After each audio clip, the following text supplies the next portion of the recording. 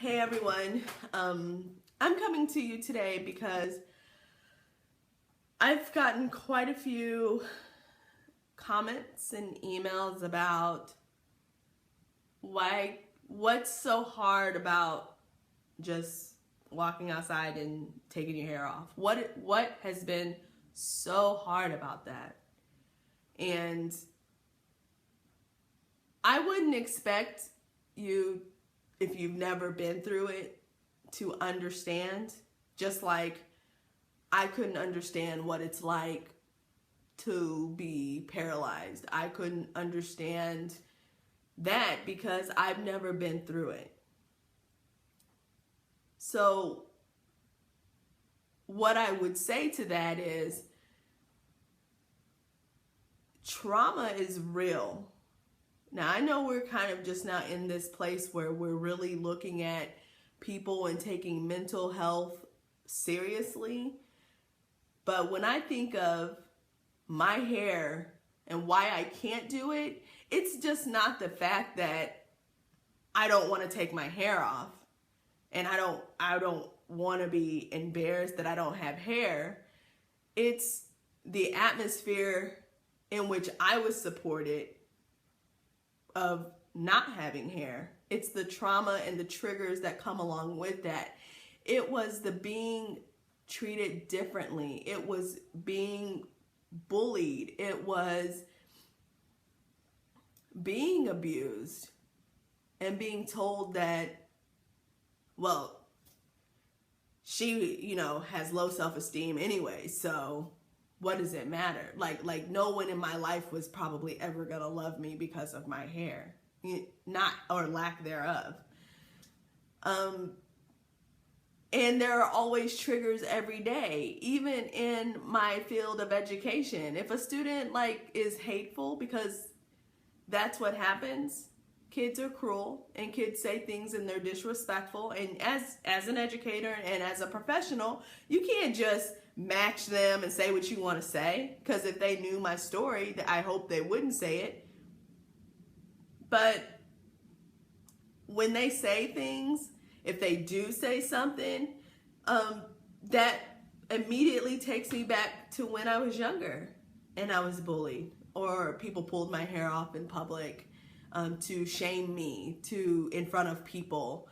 If I told people that I actually liked, because I am a human, and then they found out, or people told them I didn't have hair as a way to be cruel, or just the way I was treated. So there's many triggers. Going swimming. I don't know how to swim, but when I did try to get in the water, pulling my hair off in the water, there were two instances where I wanted to drown myself rather than to come up for air because my hair wasn't on my head. I will never forget those moments. And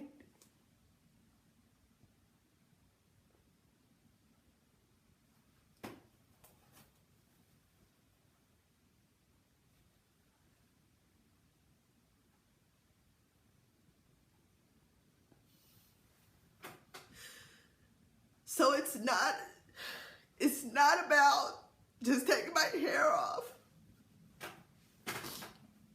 It's about everything that has triggered me in my life to want to be, if I could be how I am at work. For those who know me professionally, I'm a boss at what I do. I can do my job in my sleep. Thank you so much to my bosses that I've had.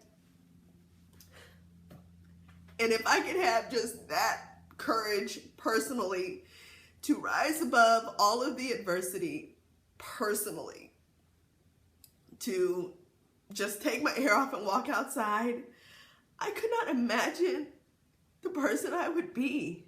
But yet I walk around with insecurity and as though I'm inferior to others, because I was told I was inferior to others for so long that I felt like I needed this to be normal. I needed this. So it sucks. So when people say, why are you doing this? I'm doing it because I want to be free. I walk around with bricks of stress. I walk around with bricks of stress and watch people who walk around with no hair. And yes, they may be hurting. And yes, they may be feeling embarrassed. But I look at them and I think, you are so brave and beautiful. And I want to be you. I aspire to do what you're doing. So I am choosing to uncover my Band-Aid for the last time, because my entire life I have covered the wound, uncovered it a little bit, healed, and covered it again, uncovered it, but never fully healed. And here I am. I don't have anything to hide from anybody in my life anymore. Like, I am an open book.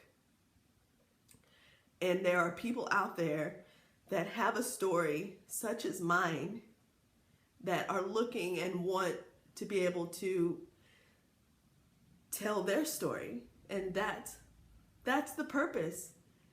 So at some point I will walk out my door with no hair, but there is a process, and I am taking the necessary steps to follow that process. And again, thank you so much for everyone who has followed that journey, who is on this journey with me. I really appreciate it. Your encouragement is amazing. I could not do this without you, and I was going to move into my next story, but I'm gonna stop for today, and I'll probably post that story in a couple of days.